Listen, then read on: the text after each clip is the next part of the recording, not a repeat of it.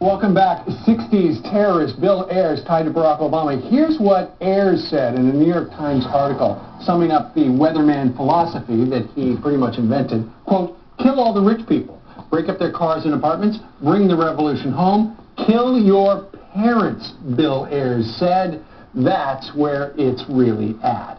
And so we're back with Stanley Kurtz of the National Review Online. He has some new information about ACORN's involvement in the mortgage mess as well. But I do want to get to that question, Mr. Kurtz, that we talked about before we went to the quick break with regard to the fact that David Axelrod, one of the spokespeople for Barack Obama, had said, well, when Obama was over at his house and launching his state Senate campaign in Chicago in the 90s, he did not know about Bill Ayers' domestic terrorist past.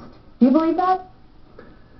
I find it incredibly hard to believe, Gretchen. I can't prove it 100%, but Bill Ayers was a hero in Hyde Park neighborhood, the Hyde Park neighborhood of Chicago, where Barack Obama had lived for years. People admired his 60s radicalism. They admired his radical education philosophy, which said that teachers should bring politics into the classroom. And Barack Obama was at that cocktail party at the end of 1995. At the beginning of 95, that's when he started to work for this education foundation, which was filled with people who idolized Bill Ayers. So how could he not have heard about it? Yeah, exactly right. I mean, Barack Obama, a really smart guy, a student of history, knew what was going on back then.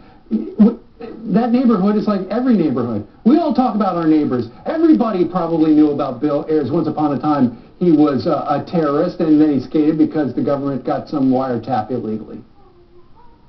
Yeah, that's absolutely right. If you lived in Hyde Park, the Hyde Park Herald, the local newspaper there, regularly puts out articles about famous radicals who come and visit the area, and the headline usually says, famous radical coming to visit. They radical roundup as a compliment. Yeah. Here's the other thing, Stanley, is Howard Wolfson, who's here now and ran Hillary Clinton's campaign, a veteran of this business, says that he thought the Bill Ayers thing would come back to haunt Barack Obama, but at this point, with 20-something days left, how effective can it be as a tactic, a campaign tactic, an issue?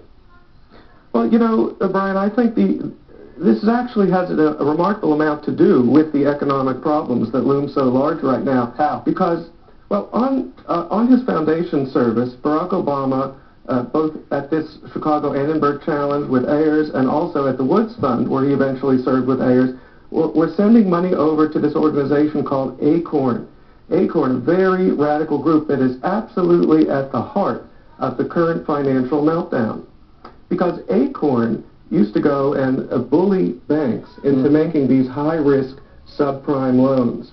And Barack Obama was essentially funding their activities. And what I've discovered more recently is that as ACORN was doing this on the local level to banks, they began to run into a roadblock. The banks would say to ACORN, when they ran all their protests and all their legal suits, they would say, look, we can only make but so many of these high-risk loans because Fannie Mae and Freddie Mac have very high standards for loans. Okay.